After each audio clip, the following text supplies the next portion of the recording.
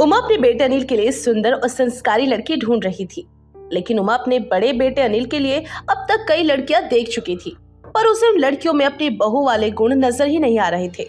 अब एक रोज उमा की पड़ोसन विमला और बेटा अनिल और उमा की जेठानी सभी मिलकर अनिल के लिए लड़की देखने जाते हैं।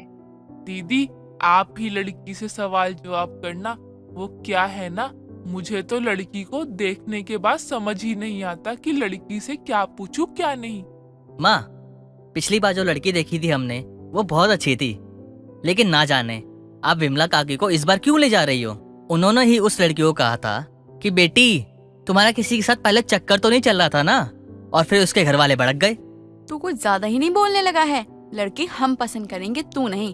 तुझे अगर हमने कह दिया कि तू लड़की पसंद कर, तो तू लड़की वालों से कहेगा बस लड़की होनी चाहिए, जिंदा होनी चाहिए, काली गोरी मोटी लंगड़ी, तुझे इससे कोई मतलब ही नहीं है। एकदम सही कहा दीदी आपने। चलो अब हमें लेट हो रहा है। अब सभी लड़की वालों के घर पहुंचते हैं और लड़की की माँ लड़की को बुलाती है। लड़की भी घूंघट में चाय लेकर आती है। उमा, लड़की तो बहुत सुंदर है, एक दो सवाल कर ले और मैं तो कहती हूँ रिश्ता पक्का कर। अब मेरे घुटनों में भी तेरे बेटे के लिए रिश्ता देखते देखते दर्द हो गया है। चुप कर जा, अगर दीदी ने सुन लिया तो तेरे सेहत के लिए अच्छा नहीं होगा। तू उनको तो जानती है ना। अरे बेटी, खड़ी क्यों हो, आओ बैठो। क्या नाम है तुम्हारा? अरे बेटी, शर्माओ मत। क्या नाम है तुम्हारा? जी, खुशी नाम है मेरा। जैसा नाम है वैसा ही चेहरे पर मुस्कान भी है। बहुत प्यारा नाम है बेटी। अच्छा, खाना पीना तो बना लेती हो ना, और पूजा पाठ करती हो? हाँ, सब कर लेती हूँ और खाना पीना भी अच्छा ही बना लेती हूँ। और मसाज आता है बेटा? वो क्या है ना, मेरे घुटनों में बहुत दर्द रहता है, तो मैं सोच रही थी कि अपने पैरों की मालिश करवा लूं। इसे तो मजाक करने की आदत है। विमला, ये मेरी बहू बनने वाली है, तेरे घर की नौकरानी नहीं। अपना मुंह बंद रख और खुद पर कंट्रोल कर। देखिए बहन जी, हमें आपकी लड़की पसंद है और हम चाहते हैं कि जल्द से जल्द इसकी बातचीत आगे बढ़ाए और लड़की की शादी करवाए। लड़की की माँ अब सभी के सामने समोसे रखती है और उन्हें खाने के लिए कहती है। तभी समोसे देखकर खुशी से भी रहा नहीं जाता। अरे बेटी, तुम भी खाओ ना। अरे बहन जी, आप भी लीजिए। खुशी की होने वाली सास जैसे ही खुशी को समोसा लेने के लिए कहती है, वो जल्दी से अपने हाथों में 2 समोसे उठाकर समोसे खाने लगती है और सुषमा के सामने रखी चाय का कप उठाती है और समोसे खाने के बाद चाय पी जाती है। अरे ये क्या था?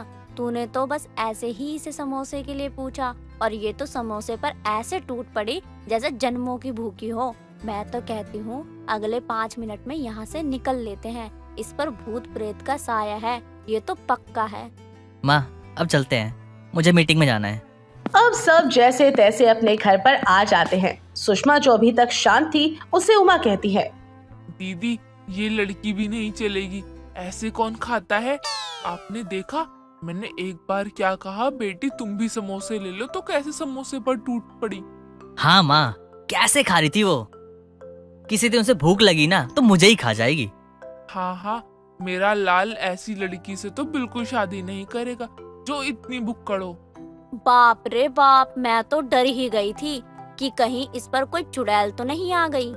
मुझे लड़की पसंद है, चाहे तुम लोगों को पसंद आए या ना आए, क्योंकि जो लड़की अपने हिस्से का समोसा नहीं छोड़ सकती, वो भला इस नालायक को क्या छोड़ेगी। आजकल की लड़कियों को तो तू जानती ही है उमा कि कैसी होती हैं।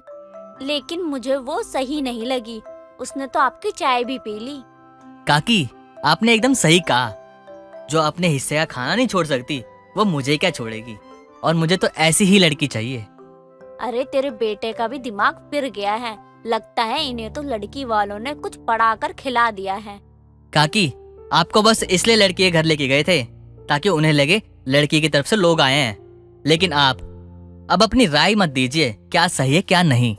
उमा को ये समझ ही नहीं आ रहा होता है कि क्या सही है और क्या नहीं, लेकिन सुषमा की बात को कोई नहीं टाल सकता था। अब ऐसे ही कुछ दिनों में अनिल और खुशी की शादी की बातचीत आगे बढ़ती है और शादी की डेट भी फिक्स हो जाती है, जिसके बाद अनिल और खुशी की चटमंगनी पटप्या हो जाता है। और जब खुशी अपने ससुराल आती है तो बहू की मुंह दिखाई की रस्म चल रही होती है और मोहल्ले की औरतें भी आ जाती हैं। बहू तो मैं चांद सी लाई हूँ, और ऐसी बहू लाई हूँ जो पूरे मोहल्ले में नहीं होगी। हाँ उमा सही कह रही है। उमा की बहू है तो बड़ी सुंदर, अरे बेटा यहाँ रख समोसे और विमला जा तू किचन में सबके लिए चाय बना ले और सब आए तो चाय नाश्ता लेकर आ जियो। अरे बहन, अच्छा हुआ कि आपने चाय पूछ लिया, वरना मेरे तो सिर का दर्द ही नहीं जाता। अब घूंघट में बैठी खुशी ये सब सुन रही होती है और मन ही मन खुश हो रही होती है और खुद से कहती है, अरे चाय चाय का नाम सुनकर तो मुझसे रहा ही नहीं जाता है, और ऊपर से चाय समोसे को कौन मिस करता है। अब क्या करूं, चाय समोसा कोई तो पूछ लो, मेरा फेवरेट है यार। क्या बात है उमा बहन, सच में बहू के चेहरे का नूर तो देखते ही बनता है। आखिर बहू किसकी है? बहू ये हमारे पड़ोस में रहती है। अरे मुंह दिखाई की रस्म तो चलती रहेगी, पहले सभी चाय समोसे ले लो। उमा तू भी आ जा, थोड़ी मेरी हेल्प करवा दे। हाँ हाँ क्यों नहीं। दीदी आप भी लेंगी ना चाय?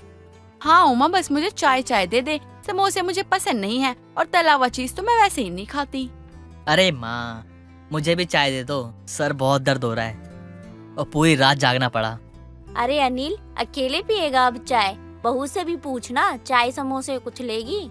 ये सुनते ही खुशी अपना घूंघट हटा देती है और विमला से कहती है, ये भी कोई पूछने वाली बात है? इन्हें भूख लग सकती है तो मुझे नहीं। अरे मैंने तो कल से कुछ भी नहीं खाया और चाय के बिना तो मैं रह ही नहीं सकती हूँ। बहू ये तू आराम से भी बोल सकती थी ना, मैं देती हूँ तुझे चाय और समोसा। बहू घूंघट कर ले, यहाँ सब तेरी मुंह दिखाई के लिए आए हैं। अरे मुंह दिखाई होती रहेगी, और मैं कौन सा भागी जा रही हूँ। अब तो जिंदगी यहीं काटनी है मुझे। जब मन करेगा जिसका वो आकर देख लेगा, लेकिन अभी मुझे चाय के साथ समोसे दे दो। विमला दे दे चाय बहू को। अरे काकी लाओ ना, चाय ठंडी हो जाएगी, फिर पीने का मजा ही क्या है। अरे विमला तू मेरा मुंह क्या देख रही है? बहू को चाय देगी या और बेइज्जती करवाना रह गया है? और हाँ, 2 कप चाय और समोसे देना, भूख ज्यादा लगी है मुझे। ये सब देख रहे होते हैं कि खुशी की मुंह दिखाई की रस्म के लिए वो आए थे, पर वो सभी हक्के बक्के थे और वहाँ मौजूद कई औरतें बातें बनाकर चली जाती हैं। अरे क्या हुआ, तुम लोग आपस में बातें क्यों कर रहे हो? अरे वो भी इंसान है, उसे भी भूख प्यास लगती है, और मेरी नई बहू चाय समोसे की शौकीन है। हाँ काकी, आपने सही कहा था, जो अपने हिस्से का चाय समोसा नहीं छोड़ सकती वो मुझे क्या छोड़ेगी। ये भी सही कहा है जिसने भी कहा है। चलो अब तो मैंने खा लिया, और ये लो मैंने घूंघट भी कर लिया। अब करो रस्म को शुरू। चल अब तू मेरी बहू को शगुन दे और मुंह दिखाई की रस्म पूरी कर। देख, मैं तेरी बहू की मुंह दिखाई के लिए शगुन तो लाई थी, लेकिन अब मैं नहीं कर रही तेरी बहू की मुंह दिखाई। उसे तो मैंने अब और भी अच्छे से देख लिया। हाँ मुझे तो पहले ही पता था, ये 1 नंबर की कंजूस है। इसने तो कभी अपनी बहू की मुंह दिखाई में भी शगुन नहीं दिया होगा, तो भला तेरी बहू को क्या ही देगी। उमा को इस तरह सुंदर सुशील बहू तो मिलती है, लेकिन उमा की बहू तो चाय समोसे की बड़ी शौकीन होती है और उसे चाय समोसे खूब पसंद होते हैं। स्वीटी की उम्र 16 साल की थी और वो पढ़ने में बहुत अच्छी थी। स्वीटी हमेशा क्लास में फर्स्ट आती, लेकिन वहीं सोनू बहुत नालायक लड़का था और क्लास में सबसे पीछे बैठता और पूरे दिन अपने दोस्तों के साथ मजाक मस्ती करता। एक दिन सोनू की माँ लीना उससे कहती है, सोनू तेरे इस बार भी टेस्ट में बहुत कम नंबर आए हैं, इसलिए मैंने तेरे लिए ट्यूशन ढूंढ लिया है। आज से तू वहीं पढ़ने जाएगा। नहीं मम्मा, मैं ट्यूशन नहीं जाऊंगा, मुझे पसंद नहीं है ट्यूशन जाना। एक बार जो बोल दिया सो बोल दिया, मतलब जाएगा तो जाएगा। मैं तुझसे पूछने नहीं आई हूँ, मैं तुझे बताने आई हूँ। अगर तू ट्यूशन नहीं गया तो मैं तेरे पापा को बता दूंगी कि तेरे टेस्ट में कितने नंबर आए हैं। मम्मा ये गलत बात है, आप चीटिंग कर रही हो, आप पापा के नाम की धमकी दे रही हो आप मुझे। मैं ठीक है चला जाऊंगा। इतना कहकर सोनू अपने कमरे में चला जाता है और ट्यूशन का टाइम होते ही ट्यूशन के लिए निकल जाता है। उस ट्यूशन में पहले से ही स्वीटी पढ़ती थी। जैसे ही सोनू स्वीटी को देखता है तो उसके प्यार में पागल हो जाता है और अपने दोस्तों से स्वीटी के बारे में पूछता है।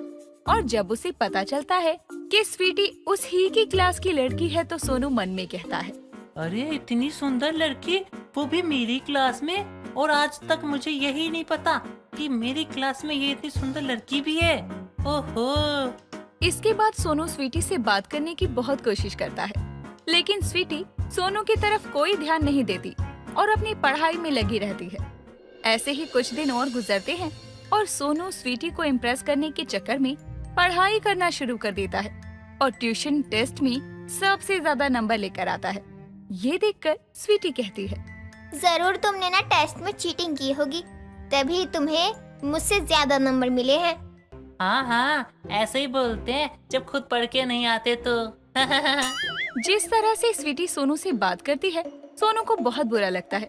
लेकिन इसके बाद स्वीटी सोनू को देखने लग जाती है। सोनू के सभी दोस्त उसे इस बात के लिए चिढ़ाना शुरू कर देते हैं। एक दिन हिम्मत करके सोनू स्वीटी को प्रपोज करने का फैसला करता है और उसे ट्यूशन ऑफ होने के बाद रोक कर कहता है, स्वीटी, मुझे ना तुमसे कुछ बात करनी थी।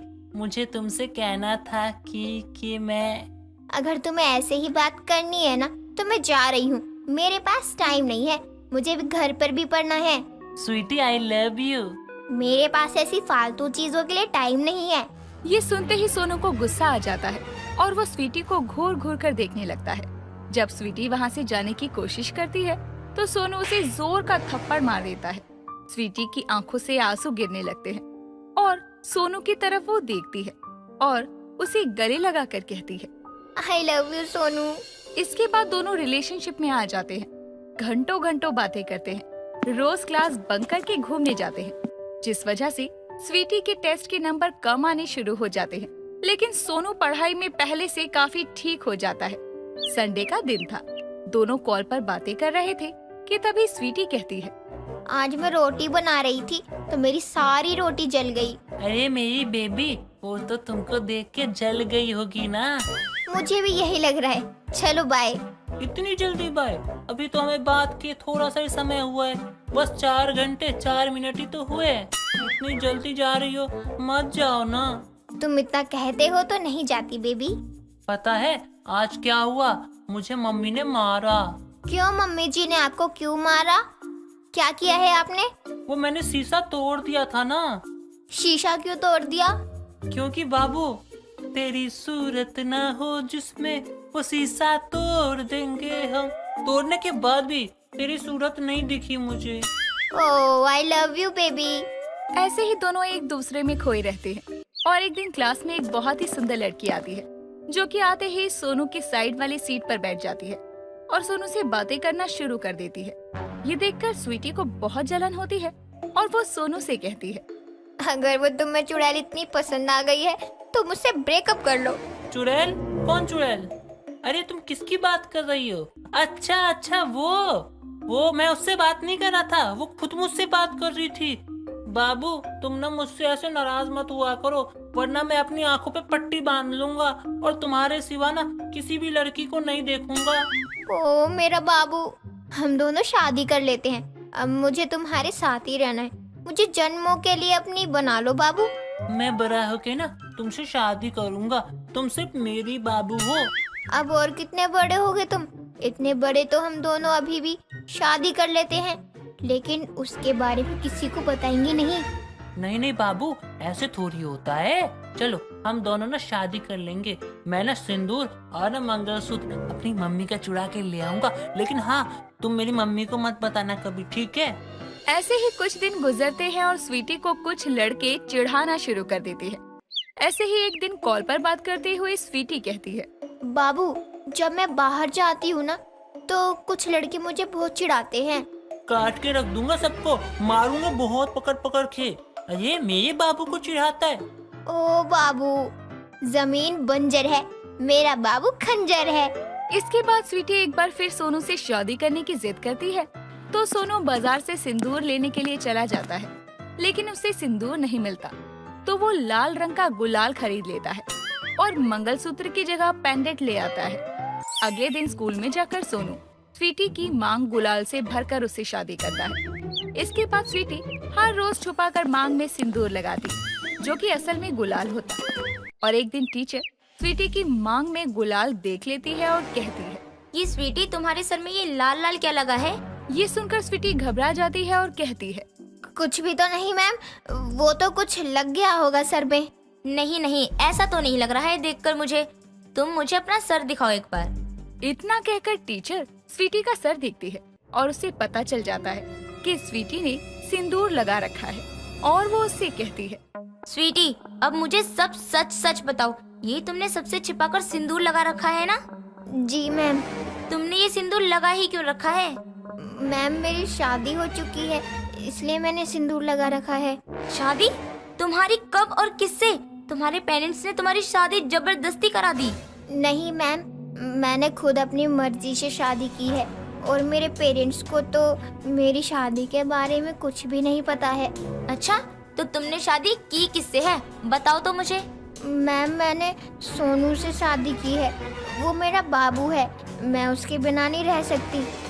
टीचर स्वीटी की बात सुनकर सोनू को बुलाकर उससे इस बारे में पूछती है। सोनू सारी बात टीचर को बता देता है। टीचर ये सब सुनकर अपना सर पकड़ लेती है और कहती है, ये आजकल के बच्चों को भी पता नहीं क्या हो गया है, इतनी सी उम्र में शादी करने की पड़ी रहती है।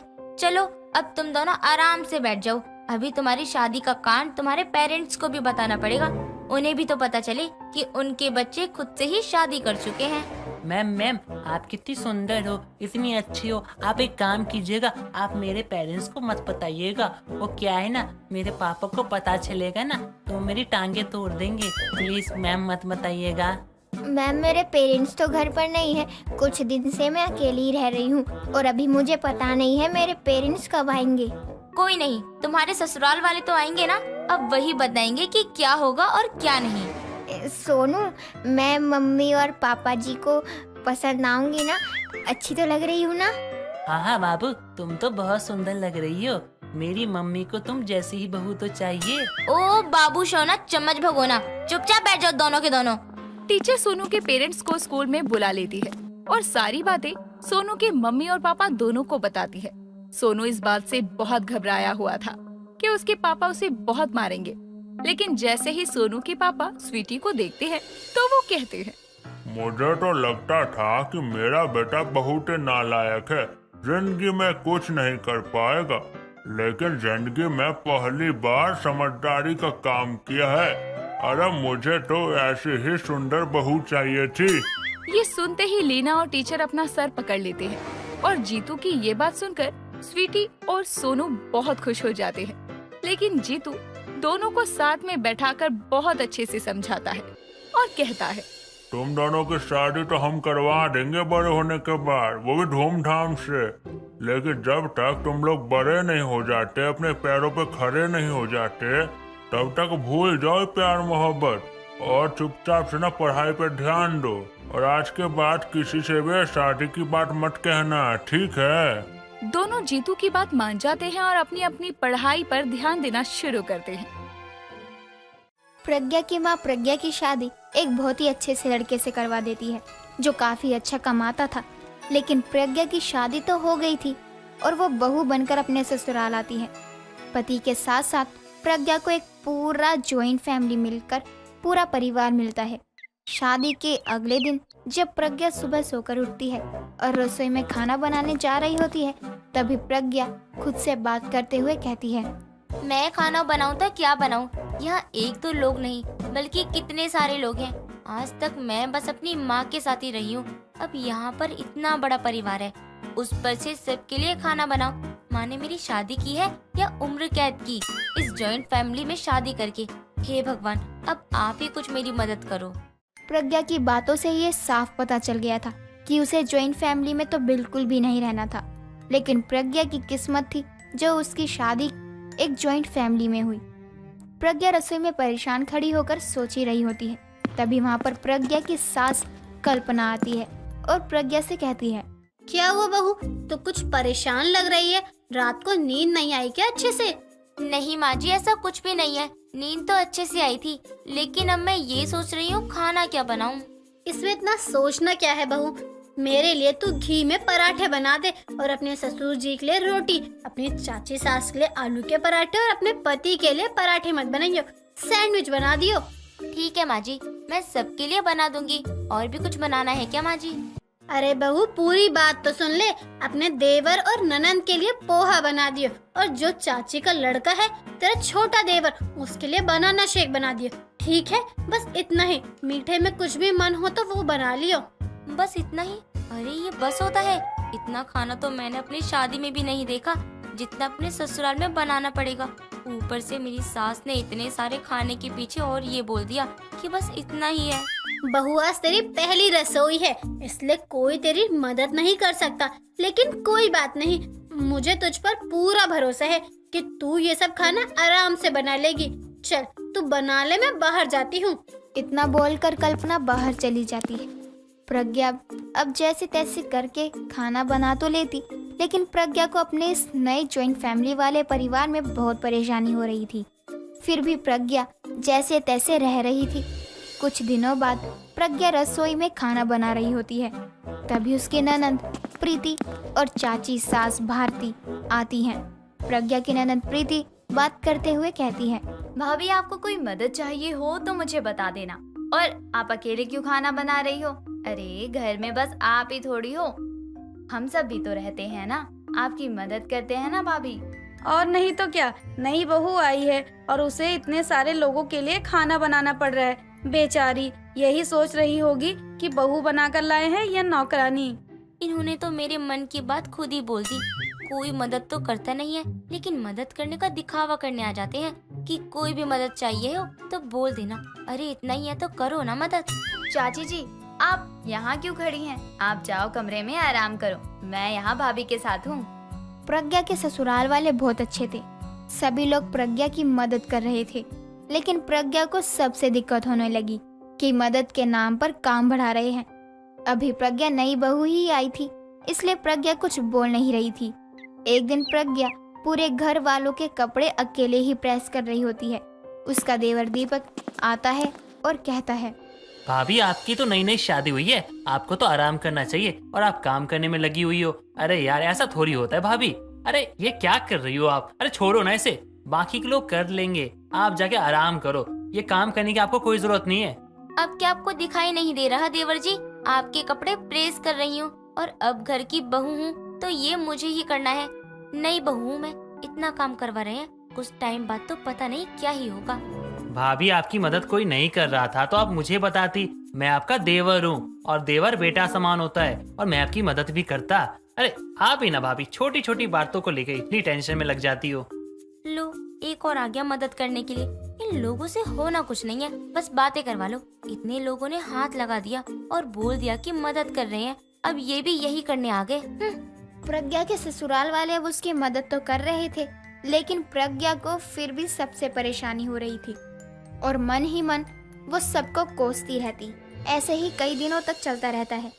अब तो प्रज्ञा सबके मुंह पर ही बोलने लग गई थी, लेकिन उसके ससुराल वाले फिर भी कुछ नहीं कहते।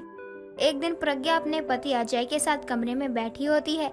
दोनों में प्यार भरा लम्हा जारी था। तभी बिना दरवाजा खटखटाए वहाँ दीपक और प्रीति आ जाते हैं। ये देखकर प्रज्ञा को बहुत गुस्सा आ जाता है और वो कहती है, अजय आपकी इस जॉइंट फैमिली से तो मैं तंग आ गई हूँ। अरे जरा भी सेंस नहीं है इन लोगों को। अरे प्रज्ञा, इसमें इतना गुस्सा करने वाली क्या बात है? जो भी हुआ गलत हुआ, आगे से मैं ध्यान रखूंगा। आगे से ध्यान रखेंगे? नहीं, अब तो मैं इन्हें कोई भी मौका नहीं दूं। मुझे जॉइंट फैमिली में रहने वाली बहू नहीं बनना है। मैं घर छोड़कर जा रही हूँ और अब फैसला तुम्हारे ऊपर है कि तुम्हें कहाँ रहना है। अजय बेचारा अपने पति के फर्ज से मजबूर था। प्रज्ञा की बात मान लेता है और दोनों अब एक अलग घर में रहने लगते हैं, जहाँ सच में प्रज्ञा को सारे काम अकेले करने पड़ रहे थे। एक दिन प्रज्ञा पोंछा लगा रही होती है, तभी उसका पैर फिसल जाता है और वो गिर जाती है। प्रज्ञा करहाते हुए बोलती है, अरे इससे अच्छा तो मैं जॉइंट फैमिली की बहू बनकर ही रहती। कम से कम सारे काम तो मुझे अकेले नहीं करने पड़ते। सब मेरी मदद करते ही थे, लेकिन फिर भी मैं सबको भला बुरा बोलती रही। आज मैं गिर गई, मुझे चोट लगी, लेकिन कोई यहाँ मेरी मदद के लिए नहीं है। प्रज्ञा को धीरे धीरे जॉइंट फैमिली की अहमियत समझ आती है, लेकिन प्रज्ञा फिर भी अपने ससुराल नहीं जाती, क्योंकि प्रज्ञा ने खुद ही मना किया था कि उसे जॉइंट फैमिली में नहीं रहना है। और अब किस मुंह से जाए, इसलिए प्रज्ञा वहीं रहती है। धीरे धीरे दिन निकल रहे होते हैं। प्रज्ञा की परेशानियां और भी ज्यादा बढ़ती जा रही थी। एक दिन प्रज्ञा की सहेली शालू उसके घर आती है। प्रज्ञा और शालू बात कर ही रहे होते हैं, तभी शालू कहती है, प्रज्ञा वैसे तो तूने सही किया अपनी जॉइंट फैमिली को छोड़कर। तू वहाँ रहती थी तो मुझे भी तुझसे मिलने में थोड़ा अजीब लगता था। अब कोई परेशानी नहीं है। नहीं, ऐसी बात नहीं है। अगर तुझे वहाँ आना था तो तू बड़े आराम से आ सकती है। वो मना थोड़ी करते हैं, बल्कि वो तो मुझे बोलते थे कि मैं अपनी दोस्तों को घर क्यों नहीं बुलाती हूँ। ये सब तो कहने की बातें हैं, लेकिन सच में मुझे तो तेरी सास बड़ी ही चंट लगती है। मुझे बिल्कुल भी पसंद नहीं है तेरे ससुराल वाले। अब तू यहाँ खुशी से रहती होगी ना? थोड़ा तमीज से बात कर, वो मेरी सास है, मैं उनके बारे में कुछ सुन नहीं सकती हूँ। अरे अब क्या परेशानी है? अब तो यहाँ तेरे परिवार से कोई भी नहीं है। तू भी तो यही चाहती थी ना? मेरे परिवार में से कोई भी यहाँ नहीं है, लेकिन इसका मतलब ये नहीं कि मैं किसी की भी बुराई सुन सकूं। और ज्वाइंट फैमिली नसीब वालों को ही मिलती है, जैसे कि मुझे मिली। अच्छा, तो तूने अपना नसीब क्यों बदला और यहाँ आके क्यों रहने लगी? मैं खुद को अपने परिवार वालों से अलग समझने लग गई थी। जॉइंट फैमिली में हर कोई हमेशा खड़ा रहता है एक दूसरे की मदद के लिए, लेकिन अकेले रहना तो बहुत मुश्किल हो रहा है। तुझे अपनी गलती इतनी ही ज्यादा समझ आ रही होती तो तू अब तक यहाँ नहीं रह रही होती। गलती की है तो सुधारूंगी भी मैं ही ना। मैं यहाँ जॉइंट फैमिली से अलग बहुत दिन रह ली, लेकिन अब नहीं। प्रज्ञा शालू को अच्छे से सुनाती है और अपने घर से जाने को बोल देती है। उसके बाद प्रज्ञा अपने पति के साथ अपने परिवार में वापस चली जाती है और सबसे माफी मांगकर वहीं पर रहने लगती है। दोस्तों, अगर आपको ये कहानी पसंद आई तो इसे लाइक करें, शेयर करें और कमेंट करके बताएं कि कहानी में आपको सबसे अच्छा क्या लगा।